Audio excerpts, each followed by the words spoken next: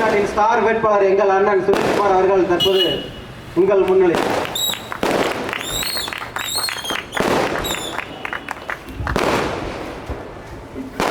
என்னை போன்றே பெரும் கனவோடு இங்கு காத்திருக்கும் என் தாய் தமிழ் உறவுகளுக்கு என்னுடைய மாலை நேர வணக்கத்தை சமர்ப்பிக்கிறேன்.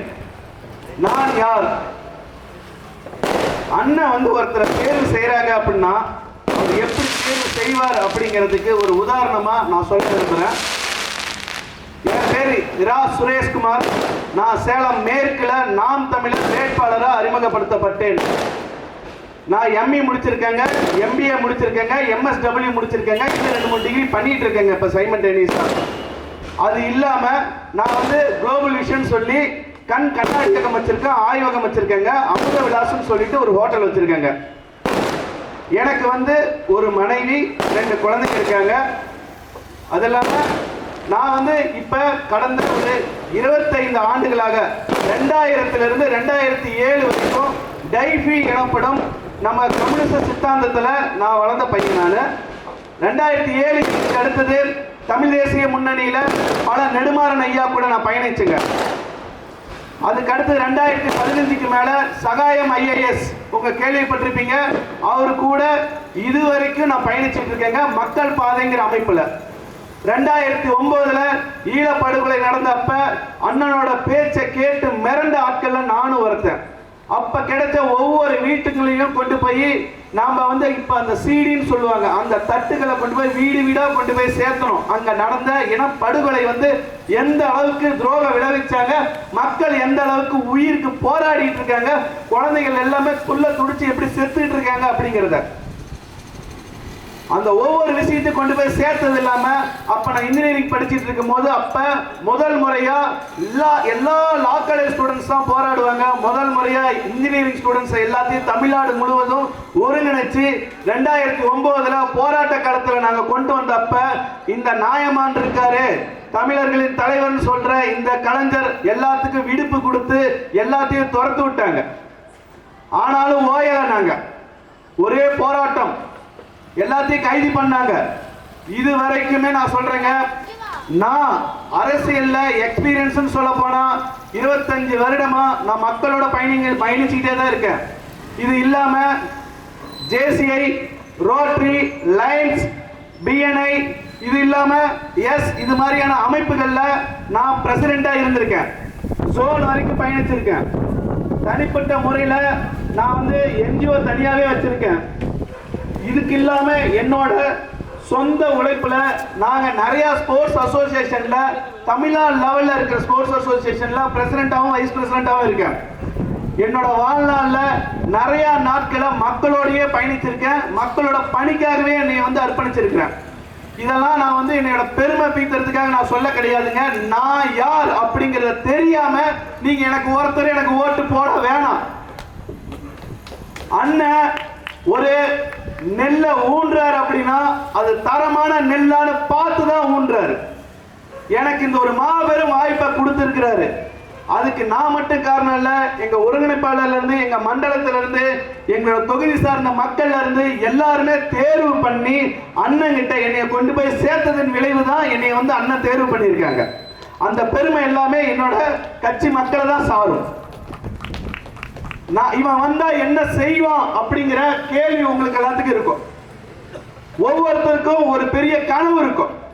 ஆனா எனக்கு கனவு கிடையாது, எனக்கு லட்சியம் இருக்கு. அந்த லட்சிய கனவு அப்படிங்கிறது ஒவ்வொருத்தருக்குமே அவனை தூங்க விடாம செய்யறது தான். அப்துல் கலாம் ஐயா அன்னைக்கே சொல்லியிருக்காரு. சத்தியமா சொல்றேங்க, எனக்கு தூக்கமே வர மாட்டேங்குது. விடிய கால 3 மணி 4 மணி ஆகி பைத்தியம் பிடிச்சிக்கிட்டே இருக்கு. இந்த மக்களுக்கு நான் என்ன செய்ய போறேன்னு தமிழ்நாடு முழுசுக்கும் நான் ப்ரோக்ராம் பண்ணல. ஆனா என் தொகுதியில நான் வந்தா என் மக்களுக்கு நான் என்ன நல்லது செய்ய போறேன் அப்படிங்கறத நான் ஒரு வரையறையாவே நான் ரெடி பண்ணி வச்சிருக்கேன். ஒரு மேனிஃபெஸ்டோ ரெடி பண்ணி வச்சிருக்கேன். ஒரு சில துளிகள் மட்டும் நான் இங்க சொல்லணும்னு ஆசைப்படுறேன். மரங்களின் அரக்கனான சீம கருவேல மரங்களை அடியோட அழிச்சு இங்க இருக்கிற ஆறு, ஏரி, குளம், குட்டை, கண்மாயில இருந்து எல்லாத்தையும் தூர்வாரி இங்க நிலத்துல இருக்கிற நீர் வளத்தை அதிகரிச்சு இங்க இருக்கிற மக்களுக்கு எல்லாத்துக்கும் தூய குடிநீர் குடிக்கிறது ஒவ்வொரு வீட்லயுமே இருக்கிற குழந்தைகள் பிறக்கும் போதும் அதே மாதிரி அவங்களோட பிறந்த நாளுக்கும் ஒவ்வொரு ரேஷன் கடைகளிலுமே வருடத்திற்கு ஒவ்வொரு குடும்பத்திற்குமே 2 மரக்கன்றுகள் கொடுத்து நட வச்சு இங்க இருக்கிற 2,55,000 பேரும் 5 வருடங்கள் நட்டா 50 லட்சம் மரங்களுக்கு மேல இங்க வளரும். இதனால இயற்கை வளம் பெறும், இங்க இருக்கிற சுற்றுச்சூழல் பாதுகாக்கப்படும். ஒவ்வொரு நான் ஆல்ரெடி இங்க எங்களோட இப்ப கூட நீங்க யூடியூப்ல எடுத்து பாருங்க, நேர்மை IAS அகாடமின்னு சொல்லிட்டு நான் தனியா வச்சிருக்கேங்க. அதுல இது வரைக்கும் 10,000-20,000 ஸ்டூடெண்ட்ஸ் படிச்சிட்டு இருக்கிறாங்க. நான் அதை என்னோட மேற்கு தொகுதியில ஒவ்வொரு இடத்துலயுமே IAS அகாடமி உருவாக்கி ஒவ்வொரு இடத்துலயுமே கவர்மெண்ட்ல ஒரு பெரும் இடத்துல என்னால இந்த இடத்தை அடையவே முடியாது அப்படிங்கிற இடத்துல ஒவ்வொருத்தரையும் போய் என்னால உட்கார வைக்க முடியும், அவங்களுக்கு உண்டான படிப்பினை எங்களால கொடுக்க முடியும். ஒவ்வொருத்தருக்குமே அதே மாதிரி நான் ஒரு 7 ஸ்போர்ட்ஸ் அசோசியேஷன்ல தமிழ்நாடு லெவல்ல இருக்கிறேன். இதுலயும் பெரிய பெரிய அரசியல் நடக்குது. அதனாலதான் எந்த இடத்துல அரசியல் நடக்குதோ அந்த இடத்துல நாம போய் உட்கார்ந்துட்டோம்னா நம்ம இடத்துல இருக்கிற கஷ்டப்படுற ஒவ்வொரு குழந்தைகளும் அதே மாதிரி திறமை இருக்கிற ஒவ்வொரு குழந்தைகளும் நம்மளால மேல மேல விளையாட்டு போட்டிகள்ல மேல வர முடியும். ஏங்க 2,55,000 பேர் என் தொகுதியில் இருக்கிறாங்க. அதுல இருந்து ஒருத்தனை என்னால ஸ்போர்ட்ஸ்ல ஒரு முதன்மையான ஆளா கொண்டு வர முடியாதா? ஒலிம்பிக்ல என்னால ஒரு மெடல் வாங்கி தர முடியாதா? நான் தமிழ்நாட்டுக்கு பேசல, இந்தியாவுக்கு பேசல, என் தொகுதிக்கே நான் பேசுறேன். என் தொகுதிய நான் தமிழ்நாட்டிலேயே ஒரு எடுத்துக்காட்டு தொகுதியா நான் மாத்தல அப்படின்னா நான் ஆம்பளையே கிடையாதுங்க. நான் இப்பயும் சொல்றேன், தூய குடிநீர் குடிக்கிறதுக்கு என்கிட்ட வழிவகை இருக்குது, அதே மாதிரி சுத்தமான காற்று கிடைக்கிறதுக்கு என்கிட்ட வழிவகை இருக்குது, குழந்தைகளுக்கு நல்ல கல்வி கொடுக்கிறதுக்கு என்கிட்ட வழிவகை இருக்குது. இது இல்லாம பொருளாதாரத்துல மாஸ் ப்ரொடக்ஷன் சொல்லுவாங்க. இது உலக அளவியல்ல நீங்க தெரிஞ்சிருந்தீங்கன்னா உங்களுக்கு புரிஞ்சிருப்பீங்க.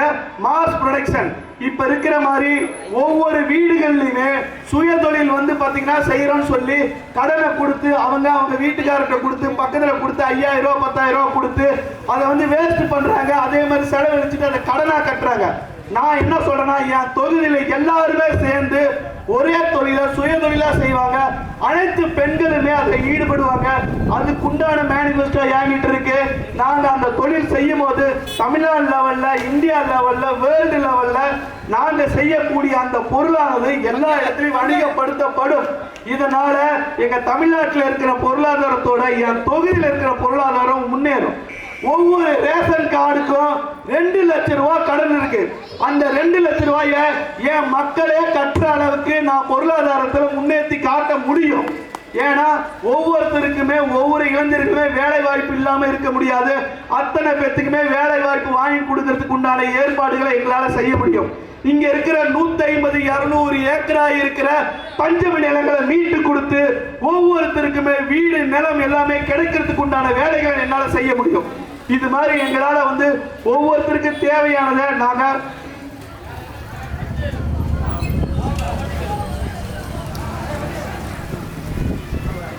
அண்ணா நீங்க சாமி கும்பிடுங்கன்னா நாங்க அமைதியா இருக்கிறோம்.